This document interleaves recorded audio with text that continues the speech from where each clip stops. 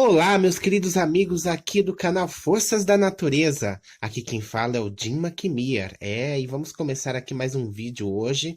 Na verdade, hoje não vamos falar de espiritualidade, mas sim de arte, né? Porque o nosso canal, ele é um canal bem versátil, onde falamos sobre arte e espiritualidade. Bom, na playlist de hoje, nós estamos começando a falar um pouco sobre os pigmentos, né?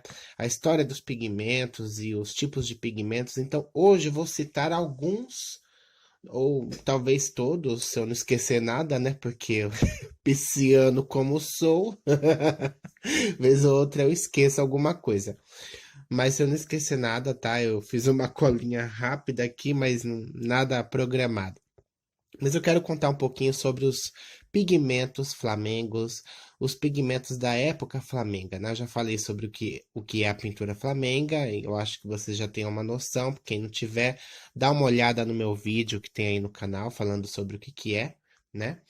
E como estou fazendo esse projeto de resgate das cores da pintura flamenga, né? Dos grandes pintores e mestres da pintura flamenga, como Jan van Eyck, ou Jan van Eyck, eu estou trazendo todo esse conhecimento de volta no meu curso, de pintura flamenga, que logo logo teremos presencialmente, né?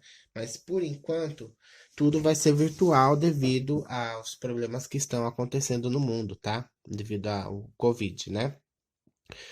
E então, como estou montando tudo isso, eu acho legal a gente aprender um pouco mais, assim, gratuitamente aqui no canal sobre isso, né? São tantos pigmentos que foram abolidos, abandonados, e que talvez, né, eu estou tentando, lutando para conseguir resgatar essas cores, para que vocês que são colecionadores de tinta ou que apreciam materiais assim raros, materiais de alta qualidade, consigam ter na coleção de vocês. Nem que não usem, né? Porque eu sei que tem gente que tem, por exemplo, um branco de chumbo aí, um vermelho de cinabar ou de cinabre, um vermelhão e não usa, só deixa como coleção. Eu usaria, gente, porque tinta foi feita para usar, tá? Que nem eu tenho uma coleção enorme aqui, só que eu simplesmente eu não eu uso tudo, tudo. Minha ansiedade não deixa, eu uso tudo, tudo, um pouco de cada. Porque guardar é besteira, né? Então, mas tem gente que gosta de guardar como material de colecionador ou histórico, enfim. Às vezes para dar aula, alguns professores, né, guardam esses materiais para dar aula, Venizamba, né? Tem gente que não usa. Eu uso tudo. Então, pensando nesse ponto, né, eu vim trazer um pouquinho mais sobre os pigmentos usados naquela época. Não só no Flamengo, como no Gótico, que é um movimento antes do Flamengo, né? Porque o Flamengo foi o meio tempo ali, o meio termo ali do Renascimento, né? Foi a passagem do Gótico para o Renascimento, né? Ali na Flandres, né? Que começou tudo. Então, é uma transição onde muitas cores interessantes, que eu posso dizer aqui, estavam nascendo. Outras já tinham nascido já desde antes de Cristo, né? Como é o caso de algumas cores que eu vou dizer. Bom, vou começar pelos brancos, né? Por exemplo, um branco muito usado, tá? Desde lá do século XIII, talvez até antes, né? Era o branco de calcita, ou CRE, né? Que é um carbonato de cálcio, tá? Assim, para restauro, para frescos, né? E nós temos, assim, um branco que é pré-histórico também, que é um branco de cal, né, que é um branco bem interessante. E talvez eu consiga resgatar nesses aí o branco de barita, se eu não me engano, tem um branco de barita. O litopônio é um dos que eu consegui, apesar dele não ser da época medieval, ele começou a ser usado ali em 1874, né? O litopônio, ele é uma mistura de sulfeto de zinco, né? E sulfato de bário, se eu não me engano, tá? A gente chama de litopônio ou litopana, tá bom? É um branco meio quente. Ele é um branco, assim, um pigmento bem ardidinho, né? Venenoso, como todos os sulfetos. E tem um cheiro forte, tá? Eu já preparei ele aqui, eu tenho até uns tubinhos, mas não estão à venda. São tubinhos que eu fiz para mim. Mas eu espero. trazer de volta, apesar que a gente consegue encontrar essa cor em algumas marcas importadas hoje em dia. Não é uma cor tão rara assim. Enfim, assim, na história, assim, lá no começo, né, o litopônio já é mais atual, não vem muito ao caso, mas nós tínhamos branco de osso, que era um fosfato de cálcio, bem antigo, hein? Branco de cal eu já falei, né? Esses brancos que a gente tem hoje, o branco de titânio, né? Ele é mais moderno, é um branco que nasceu ali por volta de 1700, 1800, sabe? E foi vindo, né? Branco de titânio e bário, ou de bário e de titânio, né? Uma mistura. E o dióxido de titânio, que é mais popular hoje, né? E nós temos aquele maravilhoso pigmento, né, que a gente nunca vai. Quem é artista já ouviu falar alguma vez, que é o branco de chumbo, que aliás é muito perigoso, muito venenoso, mas se você tiver uma cautela para usar, como todo pigmento, gente, para com essa hipocrisia de que o pigmento, por ser venenoso, maioria é, tá? Até os de terra pode ter um tracinho de toxicidade aí. Então, não venham falar que o branco de chumbo, que o vermelho, não. Maioria é, tá? Vocês usam hoje cádmios, usam cobalto, usam cromo, enfim, um monte de pigmentos aí são venenosos, tá? Então, o negócio é higiene, cautela, EPI, usar luvas, se possível até máscaras, né? Apesar que o perigo maior na pintura, como a gente já sabe, são solventes, né? Porque a tinta, o perigo desses pigmentos venenosos é o pó. Se você cheirar o pó, ferrou. Mas se você não cheirar o pó, vai ficar cheirando pó pra quê, né? Você vai ter a tinta ali prontinha no óleo, no tubo, não tem por que você tá cheirando a tinta. Então não tem perigo. O perigo ali é você ficar tendo contato direto com ela na mão, por isso que é bom usar luvas, ou tomar cuidado, tá? Evitar se sujar com a tinta, né? Ou você suja o pincel ali, às vezes o cabo do pincel fica pondo o pincel na boca, lambendo o pelo do pincel, roendo a bunda do pincel, aí não dá, né, colega? Aí você vai se ferrar mesmo, não tem jeito. Mas assim, voltando aos brancos, o branco de chumbo para mim é o melhor branco que existe. Ele e o titânio, que é o nosso branco de hoje em dia, né? Mas naquela época de Van Eyck, dos grandes medievais, não existia esse negócio de branco de titânio, não. Era branco de chumbo, o branco melhor, né? Nós temos um carbonato de chumbo vindo da cerusita, que é uma pedra, né? Origem mineral, tá? A composição é até diferente, né? É PbCO3, esse cerusita, diferente do nosso carbonato, né? Que já tem a composição um pouco diferente dessa que eu falei para vocês. Então, nós temos aí sulfato de chumbo do tipo 1, do tipo 2, é, o que mais que eu posso citar aqui de brancos do passado? Eu acho que o branco de chumbo ele é a base de todos os brancos, é o branco dos brancos, né? Não tem outro melhor que ele. A gente já ouviu falar de alguns aí que vêm da dinastia egípcia, né? Como a Celestita. Existia um tipo de branco aí feito dessa pedra, tá? Eu nunca usei, nunca consegui. Eu tenho a pedra, né? Mas eu não sei como prepara esse branco, tá? Nas minhas pesquisas ainda não achei.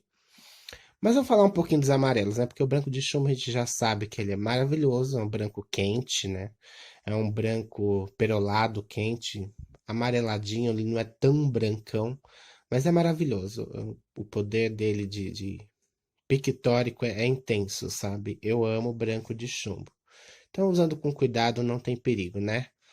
Então, eu vou falar um pouquinho dos amarelos, tá? No próximo vídeo eu falo das outras cores, para não prolongar muito o vídeo e não ficar muito cansativo, né? Senão vocês dormem. Eu sei que vocês dormem. Nós temos aí na história dos antigões aí, né? As terras, os óxidos de ferro amarelo, amarelo ocre, que a gente conhece muito, né, da antiguidade, que é um óxido de ferro. Aí nós temos as sienas que vieram junto, é, siena natural, siena queimada, mas vindo para os tons de amarelo, amarelo mate, ele já veio depois do século ali 17, né? Já não é da época medieval, amarelo de Marte mesmo. Agora, o ocre da goetita, a gente nem sabe realmente quando que começou, né? É muito antigo, é muito antigo. O ocre é uma cor que sempre foi usada e tá aí na história da arte aí que não nos deixa mentir, né? Porque o ocre, ele realmente está presente em grande parte de todas essas obras antigas até hoje, né? É um tipo de, a gente pode fazer ele com minerais, com terra, enfim, tá? Mas a base dele é o óxido de ferro, né? Que pode vir de goetita. A gente consegue amarelo ocre da limonita, tá? Que é um tipo de metal, né? Da goetita eu falei? É. Da argila também. Do olho de tigre, que é uma pedra que a gente usa no esoterismo bastante. Tem uma parte dele que eu consigo moer para fazer um tipo de amarelo ocre que eu chamo de olho de tigre. Isso já é invenção minha. Não sei se alguém mais inventou, mas eu sei que eu não tinha pesquisado isso, tá? Não achei nada sobre isso, mas eu mesmo faço. Talvez seja uma descoberta minha, talvez tem gente que já usa isso faz tempo, então não sei. Eu sei que eu sempre falei disso já há anos, né? Que eu venho moendo olho de tigre e fazendo o amarelo ocre a partir da parte argilosa dele, tá? Que não deixa de ser uma argila, né? Então, dos amarelos antigos aí, o que mais se destaca é o nosso querido olho de tigre. Claro que nós temos os venenosos, perigosos e bombásticos, né? Que aí já vão para tons alaranjados, enfim, como o ouro pigmento ou orpimento, né? Que é um pigmento extremamente venenoso, que é um sulfeto, né, de arsênico. Muito pesado, perigoso até ao toque esse pigmento. Eu trabalho com ele em pouquíssima quantidade, tanto porque é um pigmento fugitivo. Não vale muito a pena ter esse tipo de pigmento e não saber preparar a tinta para ela poder durar, porque tanto ele não aguenta muito a exposição à luz, né? Esse sulfeto de arsênico, ele não resiste muito à luz, luz direta, então piorou. Vocês podem tirar pela própria pedra, que eu tenho pedras de ouro pigmento com realgar, tá? Ouro pigmento quer dizer pigmento dourado, né? Ou amarelo dourado, ele tem uma cor amarelo dourado, tá? E ele, assim, além de ser muito venenoso, ele não aguenta muita luz, né? Eu já coloquei essa pedra assim no sol ou em luz mais forte, ela desbota. Depois ela volta a cor. Eu coloquei de volta no lugar mais escuro no quarto, assim, guardadinho, e ele voltou a cor mais intensa. Mas ela não aguenta muito esse negócio de luz forte, né? É uma cor que ela não foi feita muito para isso, apesar de ter sido largamente usada na história da arte, né? Como pigmento, é uma cor maravilhosa, eu amo. Pena que tem que tomar todo um cuidado, né? Eu tenho uma preparação especial para ela, que eu só vou saber daqui anos se realmente vai durar. Até então tá durando, né? Mas não sei daqui anos, né? Já tem uns anos aí que eu tô testando e vamos ver. Mas até agora tá ótima, tá? Eu acho que tudo é um jeito de preparar também, né? Você tem que saber onde você mistura, por exemplo, esses sulfetos de arsênico, você não pode misturar com certos tipos de sulfetos, né? Então, às vezes alguns de cobre não se combina com os de chumbo e vice-versa, já não se combina com o de arsênio, né? Então, é uma coisa meio complicada, tá? Então, assim, dos amarelos da antiguidade que a gente tem notícia, são mais esses, né? Assim, a gente tem aquele famoso óxido de chumbo, né? Chamado de massicote na antiguidade, que a composição dele, o nome, né, é PbO, e o símbolo, né? E ele vem sido usado desde. Eu não lembro exatamente quando começou a ser usado, mas foi bem no começo dos tempos. Mas foi até o século 17, 18, por ali, que ele foi usado. Depois ele foi perdendo força, tá? Usavam muito em luminuras, né? Assim, na época medieval, o Van Eyck mesmo foi um dos que fez várias, né? E nós temos também o amarelo de chumbo estanho, já esquecendo dele, que inclusive esse eu consegui. Eu consegui alguns desses pigmentos já, tá para chegar, né? E eu vou preparar, tá? Tem um modo de preparo, ele não vai vir pronto. Eu vou preparar. Ele é um óxido de chumbo e óxido de estanho, tá? Tem uma preparação para montar essa cor aí. Tem uns que vem com silicone, né? Que eu tenho o tipo 1 e o tipo 2, que era usado na antiguidade. E tem um que não, tá? Então, e também, né, a gente pode usar ele como simples óxido de chumbo, o massicote, tá? Então, esses aí são os amarelos, né? Todos venenosos, tá? Só para deixar claro, todos venenosos, bem venenosos, né? Chumbo, falou em chumbo, meu bem, ixi, né? Então, nós temos aí amarelo de chumbo estanho de antimonato de chumbo, outros de óxido de chumbo. Existem várias composições, aí depende muito do momento que foi usado, né? Alguns até o século XVII, outros começou a ser usado lá desde 1500 a.C. Eu sei que o antimonato de chumbo, a data que começou a ser usado, pelo que fizeram os testes aí, foi em 1500 a.C. Olha que coisa velha, pá, pomba, né? Então temos um outro aí também que é muito polêmico, é o amarelo de Nápoles, né? Eu não lembro a composição dele, mas eu sei que também não é lá uma grande santa, tá? Não é lá uma grande santa porque tem chumbo, né? Tem chumbo, o nego corre, tá? Então eu sei que ele escurece, né? Com presença de espátulas de metal, essas coisas assim, ele escurece, tem todo um cuidado para preparar, enfim. Já não é medieval, ele é ali do século XVII até o século XVIII, tá? Talvez, né, se eu não esteja errado, que eu também posso errar, não sou o Deus da verdade, talvez foi usado um pouco antes, mas pelo que eu tenho como dados, pelo que eu aprendi, ali do século XVII, mais ou menos, tá? É, Aí depois tem as cores mais modernas, que eu não vou citar, né? O tema são cores antigas. Eu tenho um rascunho que eu fiz aqui de uns nomes, mas é tudo coisa nova, né? Hoje em dia a gente tem cádmio, amarelo de zinco, que foi lá no século XIX, se eu não me engano. Enfim, esses crômios que a gente tem hoje aí. Deixa eu lembrar um aqui. Ah, tem um que se chamava Camboge, que era uma resina orgânica, né? Um amarelo indiano, tá? Ou uma terra de vaca, né? Que hoje em dia é raro, né? Você achar. Mas foi usado na Índia a partir do século XV, né? Até o século XIX consegui encontrar. Hoje em dia eu não sei onde acha, não. Tem as imitações, né? Tem as imitações aí. Eu não lembro o código de. Eu sou bom em código, hein? De pigmento, não sei se é PY ou 83, eu esqueci, gente, não lembro. É o que a gente tem como substituto dele hoje. É uma porcaria, tá? Só avisando pra vocês que desbota muito fácil, perde a cor muito fácil. Então é assim, acho que eu falei de todos. Se eu não esqueci algum, vocês deixem aí na descrição para quem entende de tinta e pigmentos. Mas eu acho que eu falei de todos.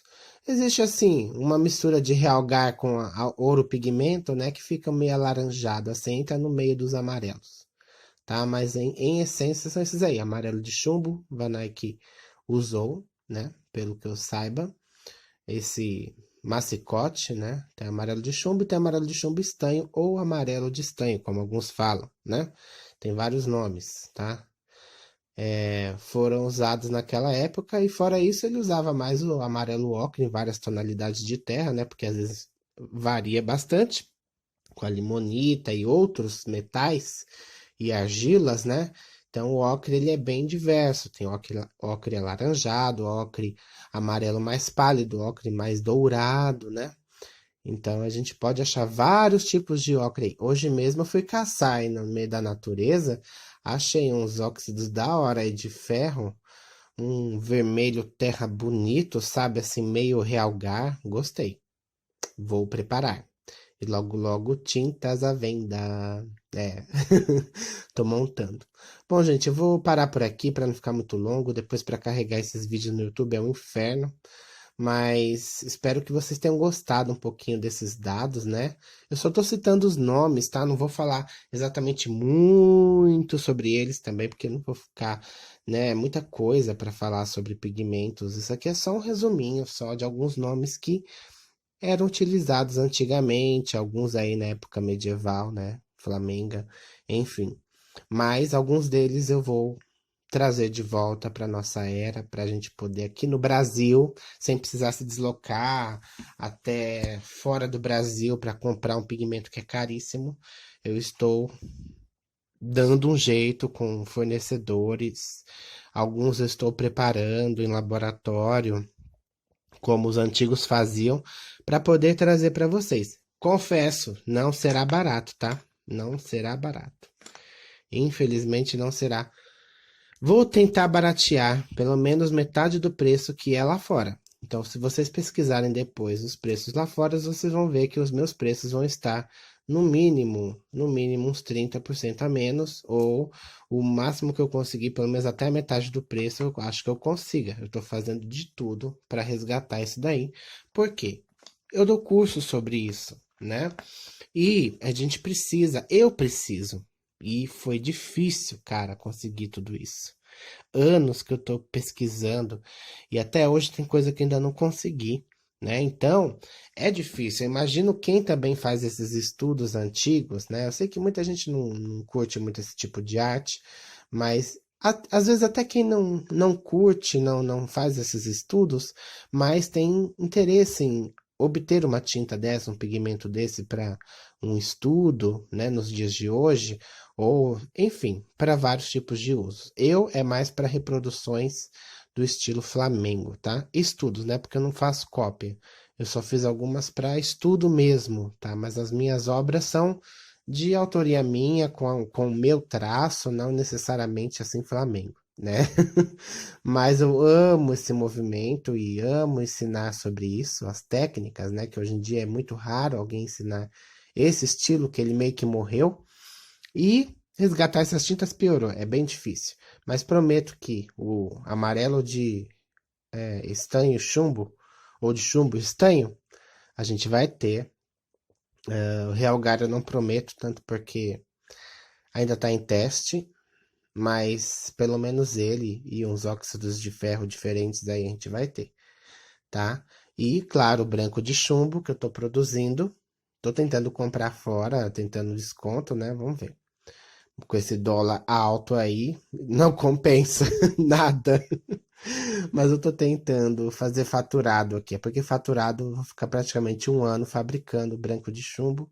E além de ser perigoso para minha saúde, apesar de tomar todo um cuidado, ter um lugar para preparar certo, separado da minha casa, mesmo assim ainda é um risco, né?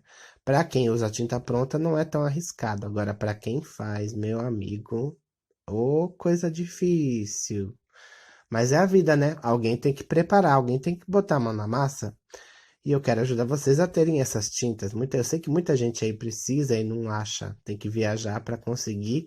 E é caro. Não deixa de ser caro, né? Porque às vezes lá fala, $20, tá. Quanto tá o dólar, né?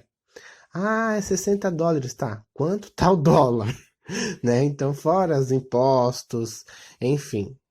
É uma loucura.